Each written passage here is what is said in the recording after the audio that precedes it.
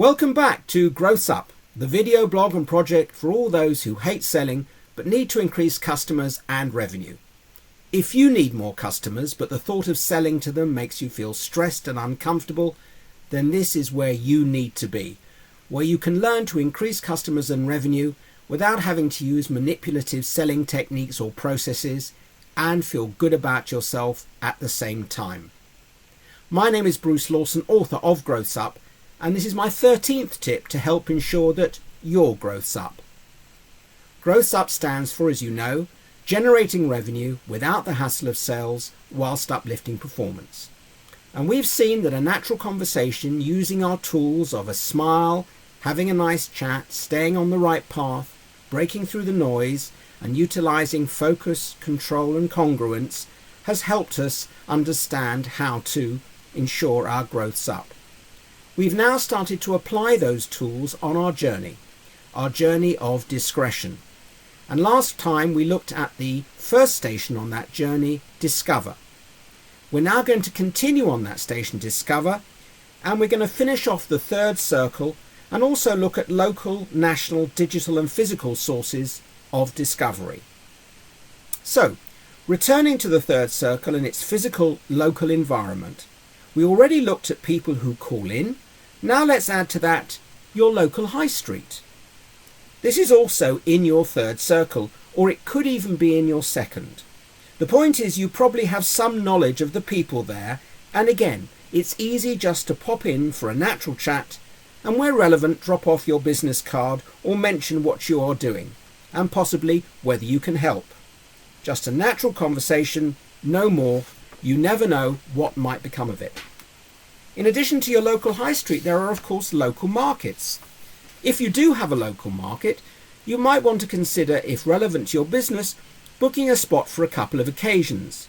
Again, it will give you a relaxed exposure, allow you to chat to lots of people, and again, all you need to do is show off your product or service and have that relaxing chat. There's no pressure, there's no push, and you could easily raise interest and gain new contacts. Usually the cost is low, so the potential return could be fantastic, just by having a nice chat and a smile. The model works here too. What about local networking groups? Well, most locations have local networking groups such as BNI or For Networking, or other county or country-based groups or business circles. These are usually not too expensive to join, or at least to attend one or two meetings or go along as a guest. These are a great way to meet the potential undiscovered customer and in a relatively supportive environment. You can have a natural conversation. The point about these groups is that everyone is there to sell their product or service, so it's easier to have that conversation without being worried. It's important to note, however, it's not for everyone. It's usually early, a breakfast meeting for example, and you're expected to stand up and give a short 40 or 60-second presentation. That said, it is a good source of local contacts. There's also local radio, which may be a good source for getting your name out into the community. If you can offer yourself as an expert in your field and do a short slot, you'll also be able to mention your company, and this might bring in inquiries. Of course, you need to know your subject and be prepared to talk on the radio. Most shopping centres allow, with permission, a small pop-up stall for a day. And this is a good way to make contact with a large number of third circle people, especially if the location is not directly where you have your shop or office, or is in a much better location, for example, to attract interest. Again, this is an easy and cost-effective way to do research and find that undiscovered customer. Remember, according to our model, you are just having a natural conversation, a smile and a nice chat. So it's a nice, easy way to meet people. And if they show interest, get their contact details for the future. Remember, to have a stand and poster along with some marketing material to make sure you look professional. This is your brand displayed, so as you only get one chance to make a first impression, make sure it looks crisp and professional. It might be that you don't have access to the above or decide you want a more focused approach. Hiring a local hall or venue and presenting your product or service for an hour or two can be an effective method to obtain contacts and potential customers. But be aware, depending on how large your local community, you may need to invest in some local advertising. It's a useful way to get your name out there and find more of your undiscovered customer. You won't have to sell anything, just have that natural conversation with a larger group. This is not the place to go into that subject or how to present to larger groups, but if you do have any questions, please feel free to contact me at growthsup@gmail.com. So that's the physical environment. Now let's look at the local digital environment. There are local websites and emails, of course. Just as there are local networking groups and local markets, most business communities, especially among small and medium-sized businesses, have local versions of national websites or specific local, county or town web addresses. Many of these can be found on social media such as Facebook or Twitter. It's often free or very cheap to post a message on their sites explaining your product or service and listing your contact details. The other advantage of joining one of these sites or groups is that you also have access to their members. Just as in the networking groups, this enables you to send out specific messages or emails to them, as well as posting on the website. Remember our model and being congruent. Do not sell aggressively. Have a digital version of a nice chat. Explain how you can help, what you offer, and invite a response. If you can include a picture or video, so much the better. Keep it simple and brief, to the point. What about local newspapers? Well, both daily and weekly newspapers are an excellent source of contact information for finding your undiscovered customer.